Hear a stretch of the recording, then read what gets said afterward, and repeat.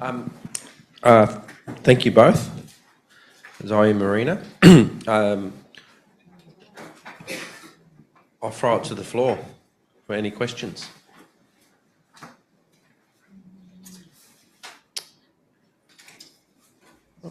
Oh, see the light. Is that Corinne with a question? No. You can tell the teachers in the room. You got a question, haven't you?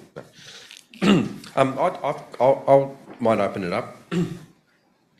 I was just, when you were both presenting, and this is for both of you to answer this question or comment. One thing that I just was thinking about with the symposium and Norm's keynote and how we're in a museum space and that comment that we referred to earlier as an invader cannot do anything but take. Both what you've presented is a reclamation of that taking, but in very distinct ways. And can you both talk to that a little bit more? Because Zoe, yours is in that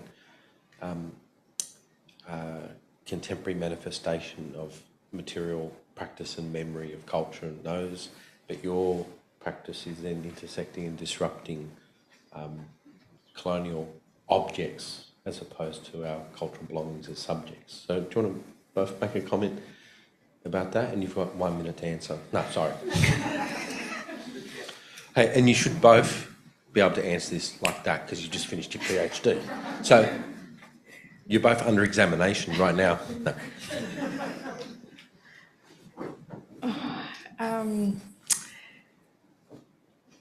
I can't string a sentence together. So, I guess for my community and the work that I've been doing over the past 20 years, both within the museum and collaboratively with the community, has been about taking back and taking back that our cultural knowledge, taking back space, reclaiming the place, and inserting our voice and knowledge within those collections and the way that they're interpreted, and seeing that now move beyond the walls of the museum, back in projects that are on country, and in other spaces that are generally thought of just being about colonisation and about convicts. And just to follow up from that I was just fascinated by was it an MRI scanner? Was it an MRI scanner or a CAT scanner? CAT scanner. I get mixed up between the two because I've had both and they've both melted my brains. So but I'm just fascinated also in that the role of technology. Do you have a comment on that as well?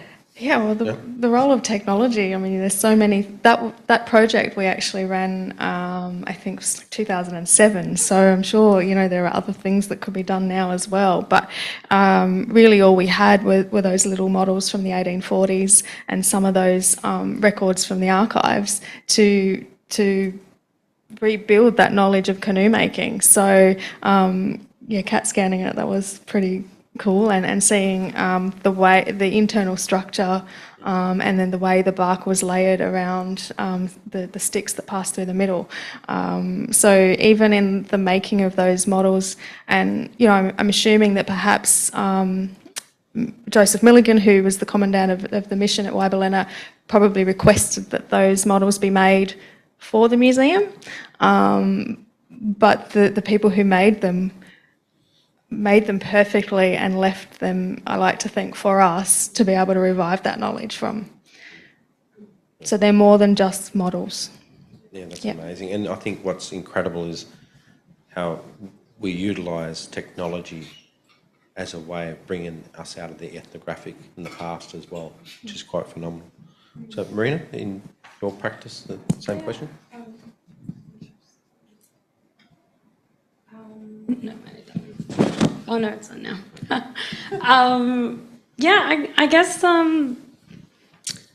I'm sitting here and I'm thinking about reclamation, and I can definitely relate and situate what I do in that space, but I wouldn't be in that space if it wasn't for the work of my family and my community.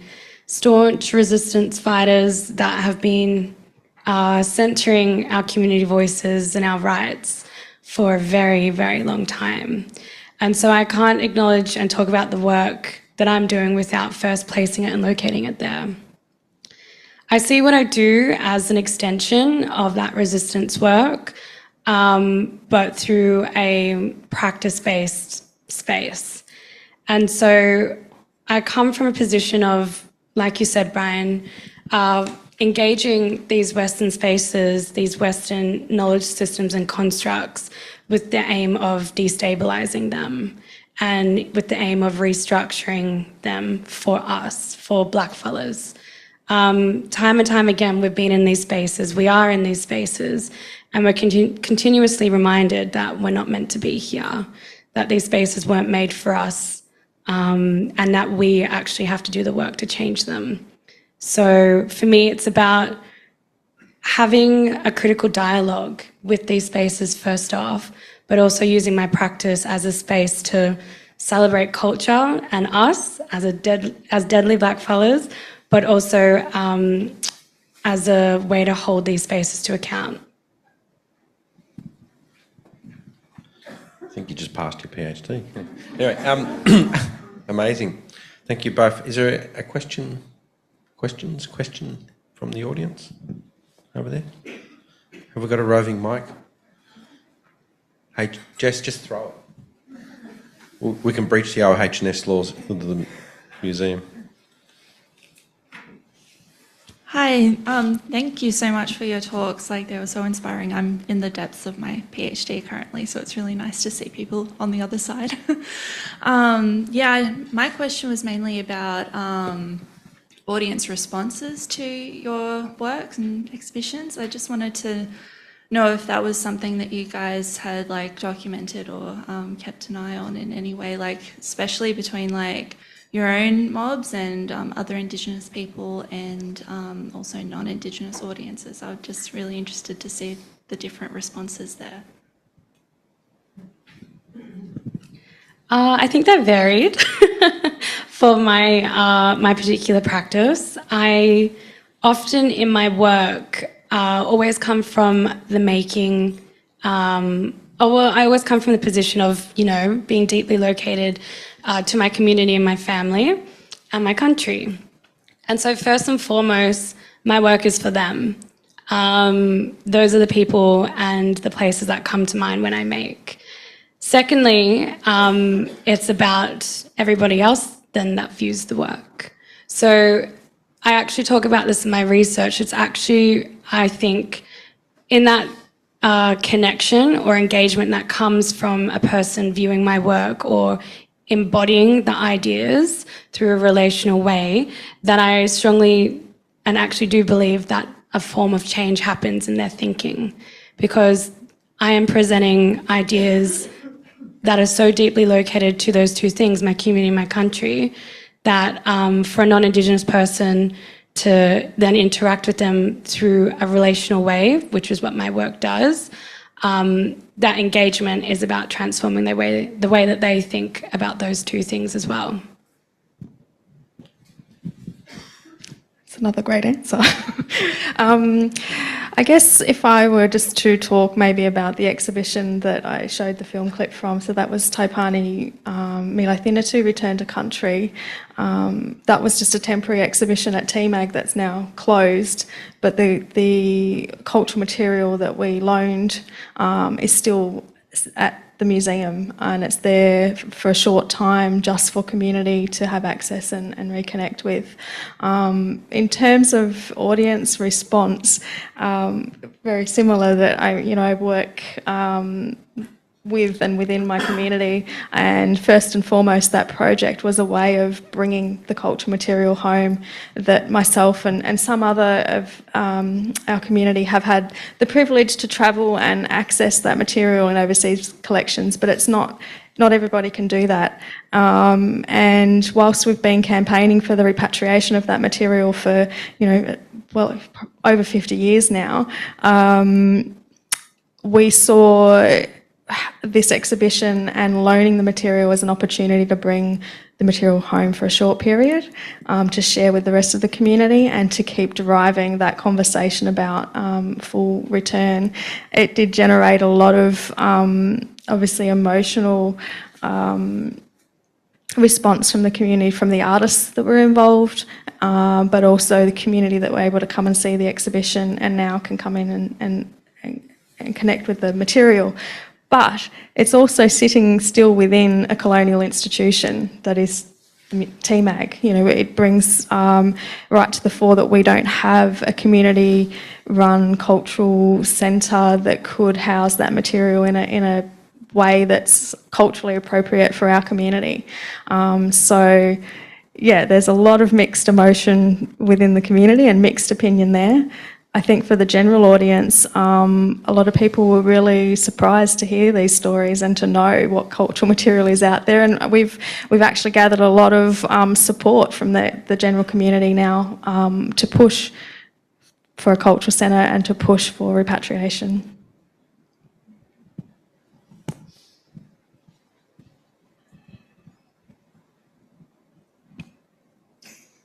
Is that like half a question? Like you're sort of going like here? This will be our last question because we'll break for lunch. But Thanks. Thank you. It's with a little bit of hesitation because I'm feeling very nervous about this. But I just want to say thank you for sharing those stories. I think it's really important that Aboriginal people are taking all the steps that we need to take back the power that's been removed from us. We asked a very modest question and we were slapped down. And I'm doing some work around contemporary Aboriginal photographers and artists at the moment at the Bendigo Art Gallery. And we're looking at colonial photographers and how they treated Aboriginal people and made them, while they were taking photographs of them, actually made them invisible in the same. It seems bizarre that you can take a photo of someone and keep it, and yet that person's invisible. So, and then we look at the contemporary Aboriginal artists and photographers, and they are taking that power back and telling the stories. And I think that telling the stories, telling our stories, over and over again, as many times as it takes, in all the beautiful different ways that, you're doing it and artists and all of us in one way or another try to do, I think it's just really, really important work. So all I can say is it's not a question, it was a thank you. thank you.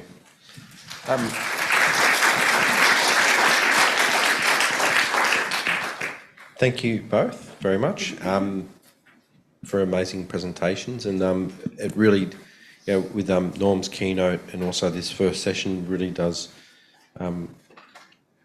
tantalise our intellectual taste buds for what's to come over the rest of today and half of tomorrow. So thank you very much.